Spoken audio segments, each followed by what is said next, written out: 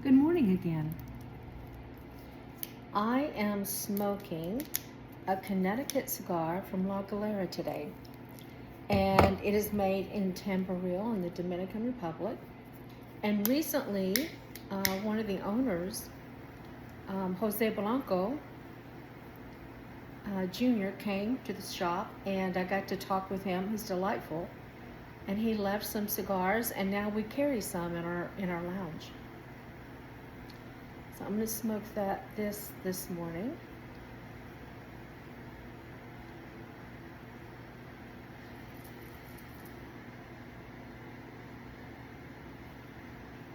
It's the first time I've had this one, so I want to light it properly so I can get all the notes in it rather than being in a hurry and burning the end of it.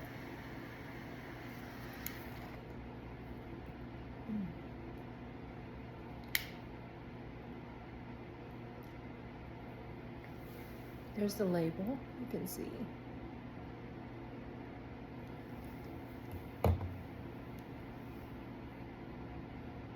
It's very nice.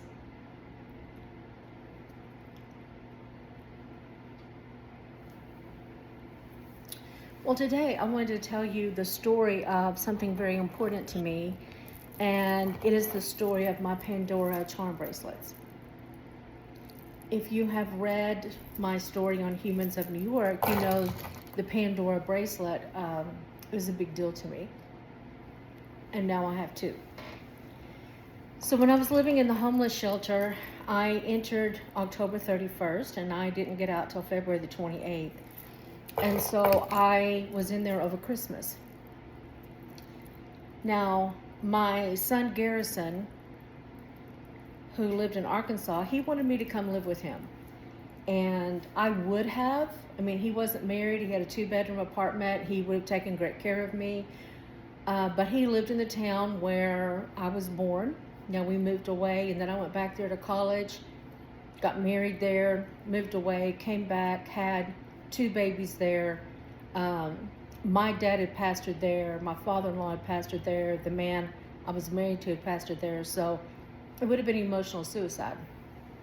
And I told him, that if it got really bad in New York, I would come live with him. And he was like, Mom, a homeless shelter's pretty bad. And I said, not bad enough. And he's right, a homeless shelter was bad. I honestly don't know how to process, how bad that is. How bad it was, I should say. But anyway, this son is excellent at taking care of me in ways that help me. Not just how he thinks, but how he knows would help me. And so he came to New York for 36 hours, got here Christmas Eve, left the day after Christmas.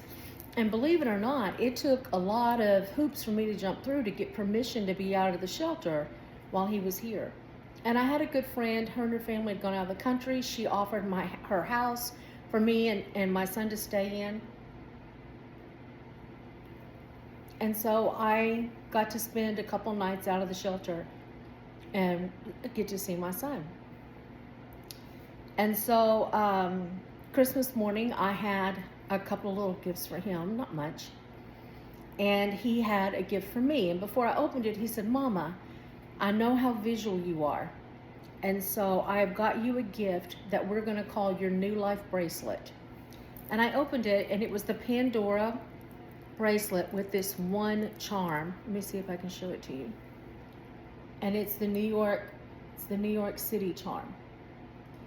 And he said, we're going to call this your New Life bracelet. And as things happen, we're going to add to it so that you can wear this and see visually that you are accomplishing things.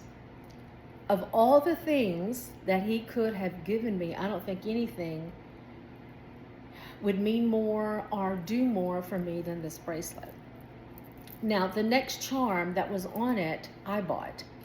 And on February the 24th, I found out, late in February, 4 days before I moved out, I found out I was going to be able to rent a room.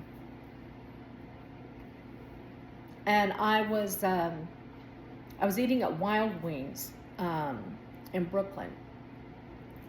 And the guy at the bar, I would go in there once in a while and have lunch. And he was like, "You seem different today. What's going on?" I said, "Well, I am so happy today. I'm just so happy."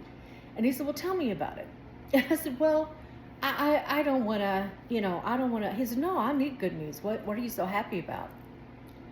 And I told him, I said, "Well, I'm living in a homeless shelter." And, most people would just kind of jerk their head back. And he goes, "No kidding." And I said, "Yeah." And I told him a little bit about wine. And I said, "But I found out today I've got a room that I can rent." And I told him the miracle of 2 Starbucks customers giving me hundreds of dollars for 6 months, didn't want to be paid back.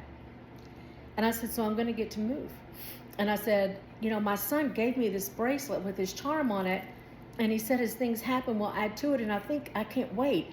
I'm going to go down to Pandora," which was in that little shopping center, "and I'm going to find a charm to add on here." And, he was so sweet. He just congratulated me. He was so happy for me. He was like, "This is the craziest story. This is an amazing story." And when it got time to, me to cash out, he goes, "No, lunch is on me." And I said, "Oh, no, please don't do that." He goes, "Yeah, I want to be a part of this too." So I thanked him and left. And then I went down to Pandora and I found this little charm. And it says, "Home, sweet home." Because I was going to have a home. Even though it was a 1 room, it was home. And so the second charm was added to my bracelet. As time went on, usually every Christmas he would say, "Pick out 3 charms based on what you want to say." And then he would surprise me with one of them. And one year I chose, in my selection to give him, I chose this little Christmas house. I don't know if you can see the little Christmas house. And I don't know if you can see it, but one reason I loved it is inside is a Christmas tree. And this represents the house that he and I stayed in for Christmas. On this bracelet are all kinds of charms. A Starbucks cup. I worked at Starbucks. Statue of Liberty, because one of my jobs, I was a hostess, and you could see the Statue of Liberty from where I worked, clearly. A dress. I lost quite a bit of weight. Here's a charm that has a dress-up dress, lipstick, and high heels. I wrote a 1-woman play and did 2 performances.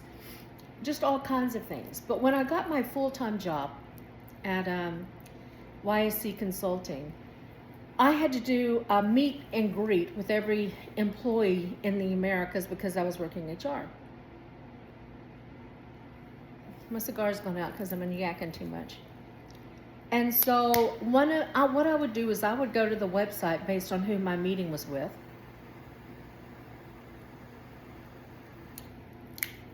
And I would research a little bit about them so, I could have questions to ask. I could use my 30 minutes wisely. And generally it was, they would tell me about them and then they would say, "Ask me about you." Well, the next person I was meeting with was this young man named Jason Began. Jason was like 23 or something. And as I was going through his bio on the website, I was like, how can I identify, as a much older woman with this young man? So we met in the conference room. And Jason sat down and just immediately engaged with me and began telling me, because I was like, "Jason, tell me a little bit about yourself." And he told me about his mom and a situation and, how he became an advocate for his mom. And I loved that. So I thought, you know what? I'm going to identify with what he's talked about. And I'm going to tell him about my bracelet that my son has used to advocate for me and love me. So when it came my turn, I was very emotional that day. Something had happened that was major and I was emotional. And he said, "Deidre, tell me about you." And I just was honest. And I said, "Well, I'm going to cry." And I thought, okay, I don't know how the young man's going to handle that. This young man leaned in closer to me and he said, "It's okay, I'll cry with you." The sweetest thing he could have said. So cry we did. And I told him about my charm bracelet. He wanted me to tell him about every charm on here. So I did. The next morning when I got to work, he was at the front desk. The assistants would take turns opening, and he was at the front desk. And I said, "Hey, Jason, how are you doing?" And he said, "Come here." And when I went to the desk, he reached on the floor and pulled out this little bitty Pandora bag. And he said, I have something for you. He said, I loved your Pandora charms. I loved the stories. And he said, but I couldn't get over the charm. I showed him this butterfly. And this little butterfly was beautiful to me. And I picked it out because I had always seen myself as an ugly worm. And I was hoping one day I could feel like a butterfly, you know, come out of my cocoon and be a beautiful butterfly. And he said, the one that caught me the hardest was the butterfly, how you've just always seen yourself as an ugly worm, Deidre. And he said, I want you to know you're a butterfly. And he said, you know, butterflies need flowers to get nectar. And I noticed you didn't have anything on your bracelet to represent YSC. And he said, so I bought you a charm. And this is it. It is flowers, lavender flowers. And he said, put that next to the butterfly for it to get nectar and to grow and be beautiful.